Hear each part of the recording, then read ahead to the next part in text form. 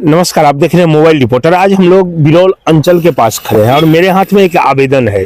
ये आवेदन क्या है? ये जमीनी विवाद का आवेदन है, जिस विवाद को लेकर के बार बार परेशानी हो रहा है। भाई भाई का बंटवारा, भाई भाई का हिस्से का बंटवारा, किसी से कोई अगर जमीन रजिस्ट्री करवा लिया तो दाखिल खारिज का बंटवारा, मतलब सारा मामला पड़ा हुआ पेंडिंग है। आज तक कोई भी मामला बिहार में जमीनी विवाद जो है निपटा नहीं है।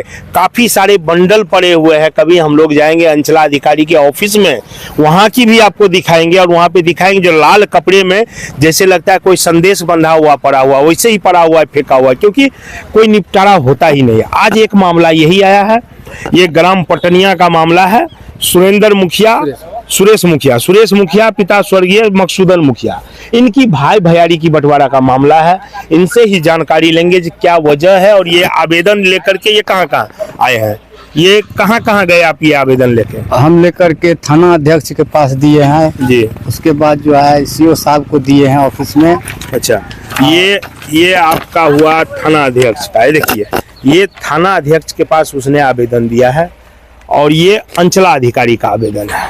क्यों दिए थे आवेदन? क्या हुआ था आपके साथ? इसलिए कि वो बार बार हमको आकर के घर उजाड़ देता है। कौन उजाड़ता है? मेरा भाई मझला प्रयाग मुखिया। ये जो है एक ही पिता के तीन भाई है। हाँ, तो एक ठो भूटान में रहता है, ये भी भूटान में रहता है, लेकिन सब दोनों आदमी सब मिल करके पेलिंग एक्सपोर्ट में भूटान में काम किए, समतोला का काम। वो समतोला का काम से लेकर के यहाँ घर तक का काम सब किए। हम साथे किए हैं, सब तीनों भाई साथे किए हैं। तो अभी क्या ऐसा हो गया जो भाई भाई का दुश्मन बन गया? भाई अभी जो है हमको घर नहीं बनाने देता है। जब शादी विवाह ठानते हैं उस समय में वो आकर के झगड़ा लड़ाई करता है। झगड़ा लड़ाई करने के बाद में जो है हमको बोलता है तुम्हारा कुछ भी नहीं है, तुमको जो बाबा के पास जाना है, जो दादा के पास जाना है, वो दादा के पास जाओ, हम तुमको हिस्सा यहाँ से एक भी नहीं देंगे। भूटान से मारपीट करके भगा दिया है हमको।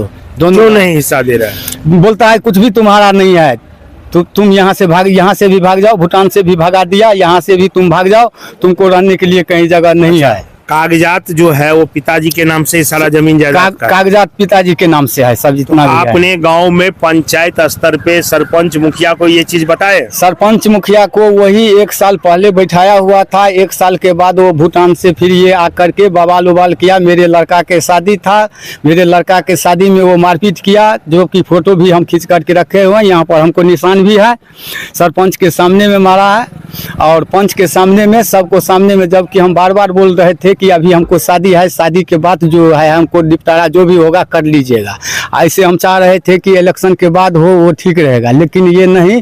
मुखिया और सरपंच जो है जबरदस्ती हमको बोले कि नहीं तुम 4 तारीख का डेट रखबे करो। 4 तारीख का डेट रखे, बस हम जो है अपना यहाँ पर आकर के सब पेपर ऊपर दे दिए। हमको कोई भी समझौता उधर में नहीं हुआ। पंचायत में कोई फैसला नहीं हुआ। पंचायत की बात वो नहीं माना। तो आपने आके यहाँ पे अंचलाधिकारी का कानून का शरण लिए? जी। तो अब आप क्या चाह रहे हैं? अब हम चाह रहे हैं कि हमको केस मुकदमा में तो हम जाने वाले हैं नहीं, हम तो सकेंगे नहीं केस मुकदमा में। तो हमको सहूलियत से जितना भी फैसला हो, यहाँ से लेकर के भूटान तक। बंगाल में भी मछली का भी काम किया था।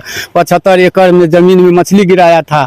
कम से कम वो उसमें 1.5 केजी 2 केजी साइज का मछली हो गया, वो भी एकदम गुम कर दिया है। सब जितना गाड़ी घोड़ा लिया था उससे पहले वो भी गुम कर दिया है। सब पैसा हमारा कमा करके उनको दिया, सब हमको एकदम बेघर कर दिया। गाड़ी घोड़ा जो लिए तो सरकार को टैक्स भरते थे? नहीं, टैक्स कुछ नहीं भर रहा। मछली जो पालन कर रहा था, व्यापार कर रहा, उसमें भी टैक्स नहीं, उसमें भी कोई सरकार के साथ भी किया गया। हाँ, सरकार के साथ का भी टैक्स चोरी। हाँ, उसके बाद भी यहाँ भी वोटर लिस्ट में वोट गिराते हैं और बंगाल में भी वोटर लिस्ट में नाम है उनका, वहाँ भी वोट गिराते हैं। दो जगह वोट गिराता है। हाँ, ये इंडिया में ऐसा कानून है कि एक आदमी 2 जगह वोट गिराता है। बताइए। हाँ, और इतना ये करते हुए भी हमको बोलता है कि तुमको आलू का चटनी बना करके खा जाएंगे, तुम क्या हमसे बात करेगा। बार बार हर समय ऐसा ही बात। आपने अभी अंचलाधिकारी के पास और थाना पर आवेदन दे दिया? जी।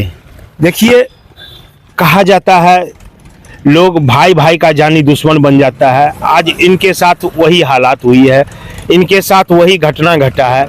अब सीधा साधा भोला भला आदमी के साथ इस तरह की, जबकि एक बाप की 3 औलाद है, तीनों का बराबर हिस्सा होना चाहिए, जिसमें तीनों का हिस्सा बराबर नहीं करके 2 भाई बेईमानी करता है, एक भाई को हिस्सा नहीं दे रहा है। आखिर ऐसा क्यों होता है? क्या यही हमारे इंडिया की कानून है?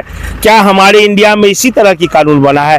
क्या हमारे इंडिया के लोग कब तक खून होते रहेंगे? खास करके हमारे बिहार की लोग कब तक ये जमीन बंटवारा, भाई भैयारी के बंटवारा, हिस्सेदारी का बंटवारा लेके कब तक लड़ते रहेगा? कब तक क्या कर? अब क्यों इस तरह की हो रहा है? क्यों ये घटना हो रहा है?